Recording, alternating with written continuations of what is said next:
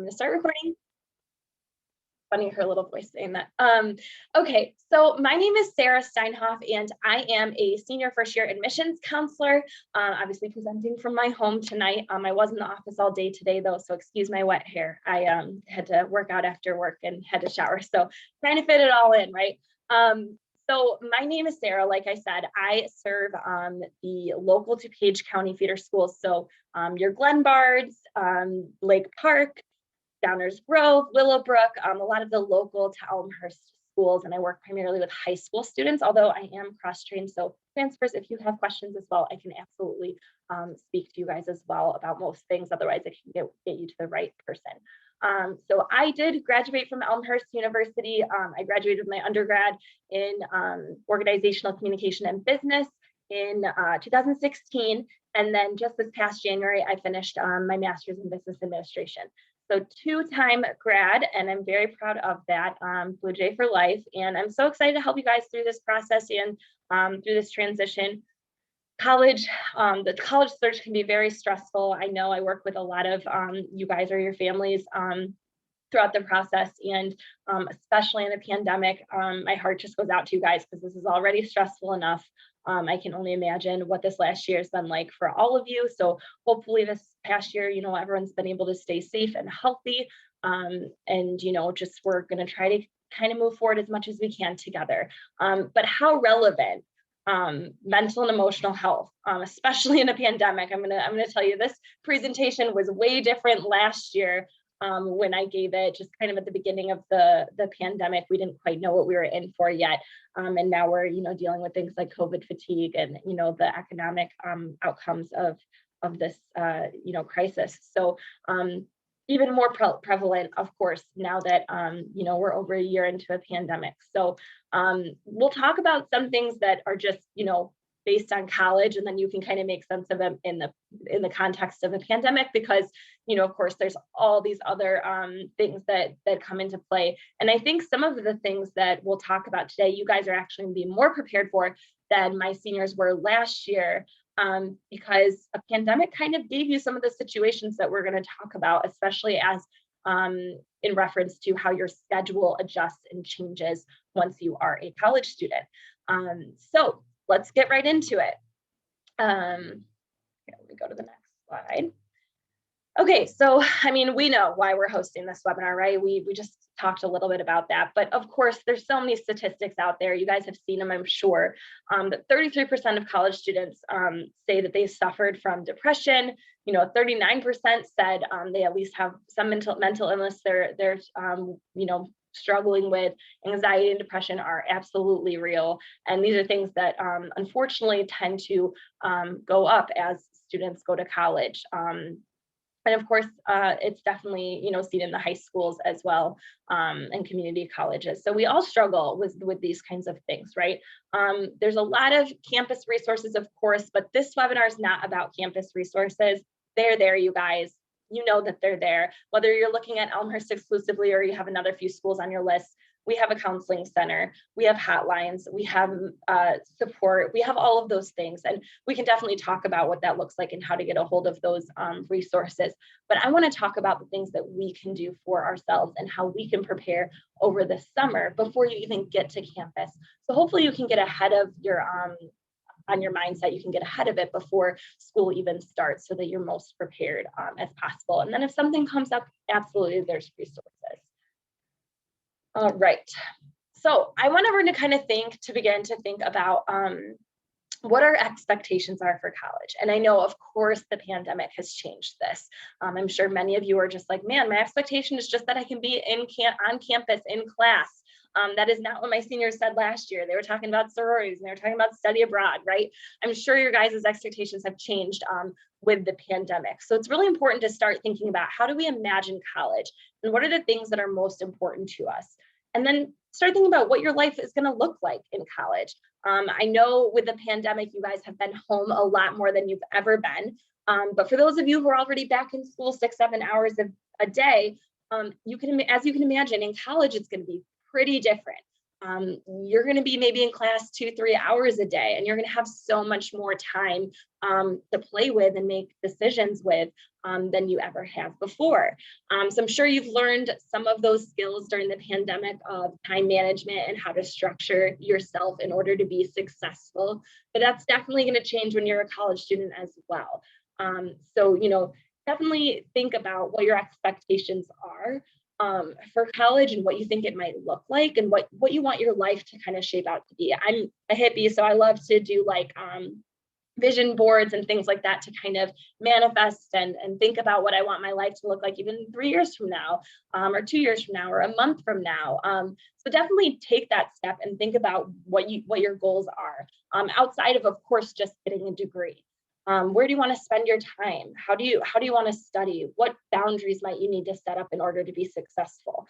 So really structuring yourself, because the big word we're going to use today is autonomy, right? And of course, independence. That's the big thing that we're all excited about in going to college, of course, is the independence and the ability to study what you want to study, pick your own classes, set your own schedule, right? Maybe have some more free time or some more money because you're able to work a little bit more because you're in class less, right? So there's all these wonderful perks of independence, but there also is a lot more autonomy expected of you. And I'm telling you right now, your professors are, not going to, call your parents if you don't show up for a class, right? Whereas at the high school level, if you're not there, of course, someone's going to say something and maybe you get called to the dean or your family knows, right? In college, those kinds of layers of accountability are not there because they treat you like an adult and it is your choice to behave and be, where you're supposed to be. So there's definitely, independence is a double-edged sword. And I think this is definitely the biggest factor of student success, especially in the first year of transitioning to the college way of living, right?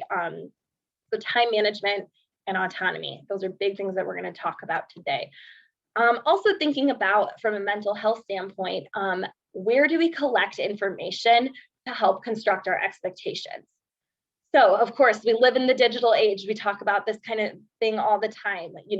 I'm sure some of you are already feeling kind of victim to this, of sitting on Instagram and seeing, where all of your friends are committing to schools, where they're going to dorm, where they're going to live, all the, I don't know, fun and exciting things that people post when they post their best life on social media. Maybe what majors people are picking. And I know Gen Z, you guys are much better at this than us millennials. Millennials were definitely our generation. We're known for this even at a worse level. You guys are much smarter with social media than we are. And I know I'm not that much older than you, but really there is a difference. You guys, seem to have much better, healthier habits, but, keep this in mind. And sometimes it's not just from social media. Sometimes it's from parent expectations, right? Which parents, of course, are there to help you and push you. But thinking about what kind of feedback you're taking in, or maybe your friends are talking about something specific or doing something specific, and you immediately go, well, maybe I should be doing that, right? All of these feedback loops that we'll be talking about and how we collect feedback in the world helps us internalize, or sometimes hurts us as we internalize it and reflect upon our own lives, right? So that's something that I'm going to kind of challenge you guys on to start thinking about as we have this conversation tonight. So this little lecture that we're doing kind of, was born from The Subtle Art of Not Giving a Flamingo by Mark Manson. It's a New York Times bestseller for those of you who are interested in it. Maybe some of you have read it.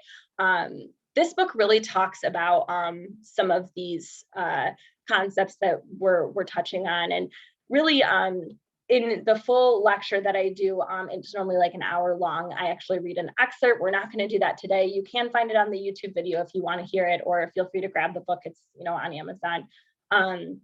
But in this book, it gives a little example, a nice little story about a guy named, his last name was Mustaine, so we're going to call him Mustaine, and I'll tell you the little story about him.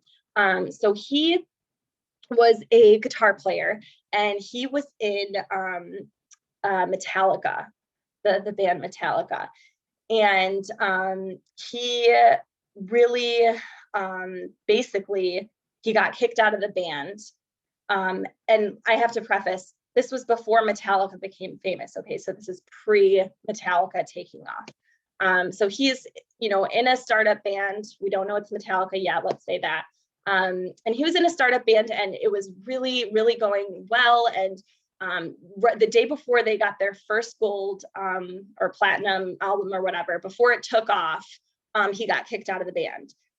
So he, rode back to LA with his tail between his legs, and he decided that he was going to practice until he was better than the band he got kicked out of, right? Which ends up being Metallica, right? So he spends the rest of his life dedicating himself to being better than the band he got kicked out of, right? So he ends up being the lead guitarist in Megadeth, which, for those of you who are metal fans, huge band, right? Wildly successful, toured globally, crazy successful. And in an interview in 2008, they sat down with him and asked him, about his successes, right?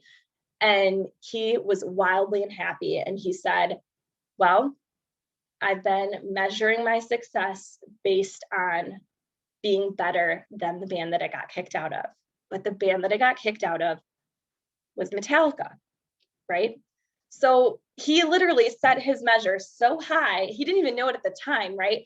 But he dedicated his life to being better than something that ended up being arguably the best band of all time in that genre, right? So he wasn't able to reap any of the happiness and successes from being the lead guitarist of Megadeth because he was measuring it against Metallica, right? So he wasn't able to kind of get out of that cycle and kind of see, his life for all of the positives that it was. And it really destroyed him mentally. He struggled with a lot of depression and things like that, despite the fact that he was crazy successful. So this book has a lot of little excerpts like that kind of put into perspective how we think of our lives and how we measure ourselves against others or against, little stories that we put in our mind, and et cetera, et cetera. So you guys kind of get the idea. But this is a really nice resource. I think it kind of just doesn't BS it, which is why, I like it a lot. But I'll keep it PG for you guys today, especially. So, think about that. Think about how you measure yourself. How are you going to measure yourself as a successful college student, right? I'm not saying, lower your measures. I'm just saying, let's be thoughtful of our measures. Are we going to, measure our success based on the person sitting next to us in our biology lab? Are we going to, see what other people are doing in college and, think about, well, what we should be doing? Or are we going to try to listen to our own feedback loop and think about what we really want to do when we're in college? And I think that's crazy important, you guys. I know a lot of us have had financial aid conversations lately. We all know it. College is a huge investment. So you do want to make sure that you're getting a return on your investment. And the best way to do that is to really start to brainstorm and be authentic to what it is you want to do with your time and make the most of it, right? And I think the biggest thing we can do to debilitate ourselves is to focus on others rather than focusing on ourselves, and staying true to what it is that we want to do, right? So we all compare ourselves to others. We know that this is a habit that our brains do to us, but these things really, really help feed anxiety, right? And some of the things that kind of stress us out in this life.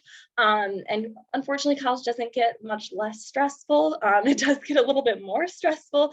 And I know the parents out there, you're saying, man, the real world's not much better. But you guys have been handling a lot, and I know you're capable of it. So just start thinking about, what forms of feedback do you listen to? Whose opinions really count? And really kind of start to think about what it is that you want to do and spend your time on in order to be successful, right? So start thinking about those things. So like I said, measures are a double-edged sword. You want to set some type of measure, like I don't have it on now, but me with my Apple Watch, right? I want to try to have a good workout every time and try to get better every single time as much as I can. So sometimes competition can be really good, and it allows us to stay hungry, get those A's or high B's, or it could be anything, right? So we want a little bit of competitiveness, and we want to be able to measure ourselves and be able to get better. And we want to be able to set boundaries and have healthy internal feedback loops so that we can monitor our success in a healthy way, right? So creating goals and having this kind of balance is really important in college. I will say you'll learn really quick in college not to sweat the small stuff, right? You've got to just keep trucking on. College can be really overwhelming and there's a lot of courses and a lot of things. So if you're 10 minutes late for that class, get after it and get organized so you're not 10 minutes late, but you don't need to sit there and beat yourself up about it, okay? Try to move forward past some of those things. And maybe it's not being late, maybe there's other things that stress you out, but get organized and move forward and kind of don't sweat the small stuff because there's a lot to be done and it's important to stay focused. We do have to be aware, like I said, of unhealthy measures. Definitely leaves us with, anxiety, struggling with things like self-worth, which I'm sure some of us have, struggled with. And it can foster a loop of negative self-talk, which again, all of this is not good for our mental and emotional health. Mental and emotional health is so important to your success in being, healthy in college. If you're not healthy mentally and emotionally, you will not do well as far as your grades. You do need to take care of this first and foremost, along with other health things, which we'll talk about. But definitely, these are very, very important things, just as important as studying and doing other things that allow you to be successful. One thing is being aware. The first thing you can do to develop a healthier mindset is to be aware. Be aware of your patterns. Numbing patterns are big ones, especially in this pandemic, you guys. I know all of us have, binged Netflix until our eyes bleed because we just are trying to, unplug from the stress of this pandemic. We all have them. We all have patterns like this, right? Some of them a little bit more, dangerous, I guess, than others. Netflix is probably, watching Parks and Rec is probably not going to hurt you too much, but definitely, some students and adults or people in general do have other bad patterns, like, use of drugs and alcohol. Unfortunately, that's a reality that, we know to be true at the college level. Getting too much sleep is definitely something that is a numbing pattern. And I'm sure we're all familiar with having bouts of sleeping too much or napping too much or sleeping in until noon. Those things tend to not motivate us. They tend to actually kind of slow us down more. But of course, it's a balance like everything. You do have to get enough sleep. You do have to get your good 7-8 hours every night. Some of us numb by overexerting or overworking ourselves and filling up all of our time. So we can't even feel because we're just, trying to stay busy. And that can definitely be an unhealthy thing as well. You do need to give your body time to rest and recover. And then of course there's mental patterns that are, a little bit kind of concerning that you have to be aware of, such as like comparing yourself on social media. I know I've talked about that already. Some of you may say, I don't do that, Sarah. Good for you. I'm planning a wedding right now, guys, and I'm telling you, it looks like every wedding's more beautiful than the one I've planned and canceled twice, might I add. But it's easy to do. Compare yourself to other people, what they're doing, where they're traveling, what they're wearing. Again, these things are really not great for our healthy mindset that we're trying to cultivate. Endless scrolling on TikTok. I know it's a dark hole. Set yourself a timer for 10 minutes and then, stop watching the TikTok or whatever it is that you guys are watching. Give yourself specific time for those kinds of activities. Otherwise, you may find that those things become, again, out of balance. And if you're doing something too much, it can actually be very numbing and slow you down and actually lead to depressive mindsets. And of course, negative self-talk, super important to avoid. So how does this fit into college? You're probably like, I didn't know I was coming to therapy tonight. This is very important in college, you guys. You're gonna have so much more extra free time, most of you. You're probably not gonna have nearly as much supervision, right? And like I said, less systems of accountability. So what we see freshmen do, especially when they get to college and they're done with classes by noon, is they go play video games until their eyes bleed. They decide to, eat out every day of the week. They decide, oh, I can only take classes in the evenings and I'm going to sleep till 1 o'clock in the afternoon. Oh, the Roost is open until 2 a.m. and they're serving pizza and sushi. Okay, I'm going to eat pizza every single night.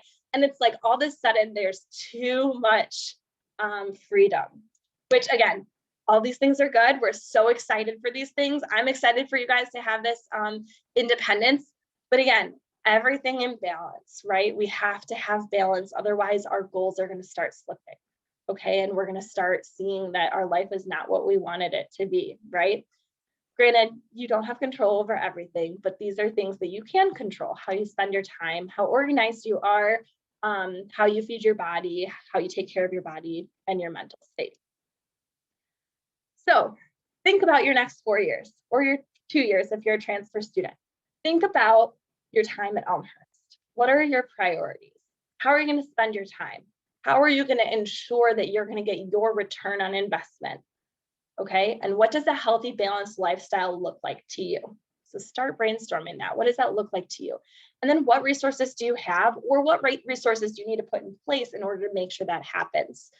Okay. Solid sleep schedules that are consistent every night, right? If you know that you have a tendency to want to hang out with your friends every chance you get, setting a few days aside to do that in the evenings or the weekends to do that. But scheduling your study time otherwise, or your work time, right? So for me, living on a schedule is very helpful. We'll talk about that in part 2 of the subtle art next week, how to put some of this in action. But what resources do you have in order to be successful in fulfilling all of these things? Again, of course, I know you guys know these things, but following a schedule, making sure you're prioritizing the things that are important, healthy study, work, and social habits. Again, that means not doing too much or too little. Yes, you can study too much. You can. And you can work too much. Okay. And you can definitely socialize too much. Because oftentimes, if one of these are too high, that means you're not giving enough energy to one of the other things. Okay. So anything in excess is probably going to put something else at risk, right? Make sure you're getting involved on campus. I'm not going to say this more than once because I know you guys hear it all the time, but it really does give you a good network of people to help you be successful in these things. Eating well and moving as much as you can, you guys. Taking care of our temple is definitely important in being our best selves and being healthy. Moving and eating well definitely helps your mental state, right? We know this stuff. Spending time with family and friends. Be sure that you have your social network and all your people who are in your corner, and feeding those relationships are really important. Feeding your values as well, the things that, make you tick, your religion. Maybe you're learning something new, other hobbies that you do, volunteering, whatever it is for you. I mean, I like to paint, I like to play volleyball. And I know that as soon as I get too busy where I can't fit those things in, I'm not in a good mindset. I need to have that creative outlet. So I know that about myself. And I have to say, admittedly, I do not always get it in still, even though I love doing it. I don't always do it. So, it's something that I need to work on, and we all need to work on some of these things once we start looking at how much energy we're putting in each of our buckets, right? Keep an open mind. College is packed with so much change, ups and downs, and you're definitely going to go through them. So of course, doing all of these things and staying in balance is not going to, completely avoid, pitfalls and things like that. So they're going to happen. Just how life goes. We know it.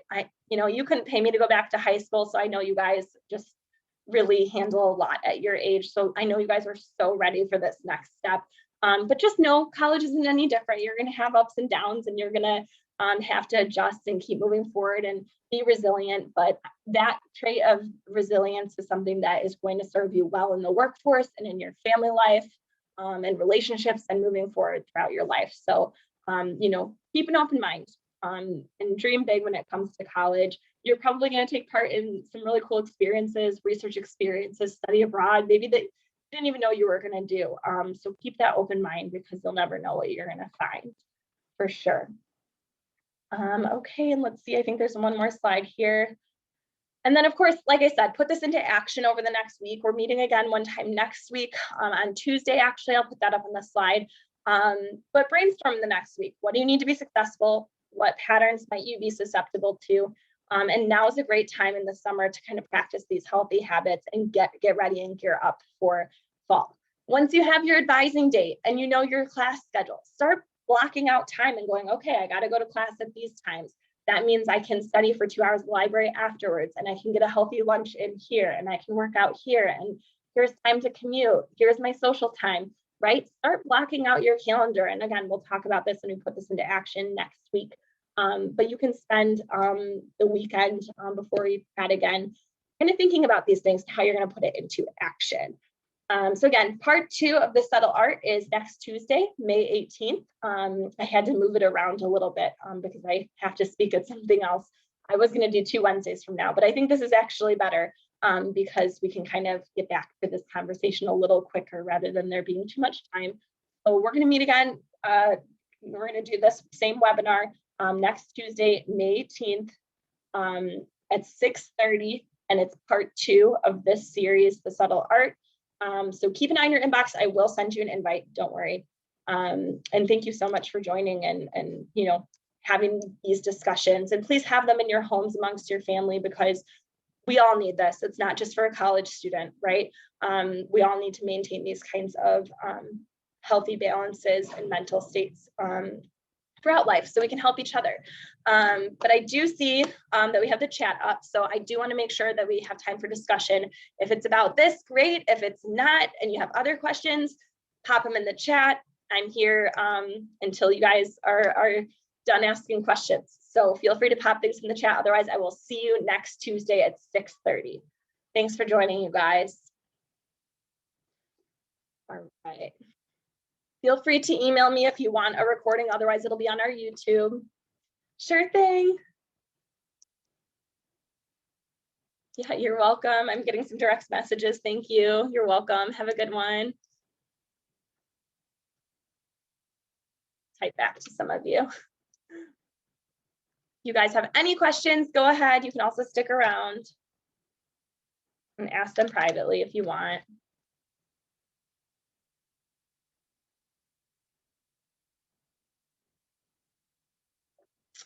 All right.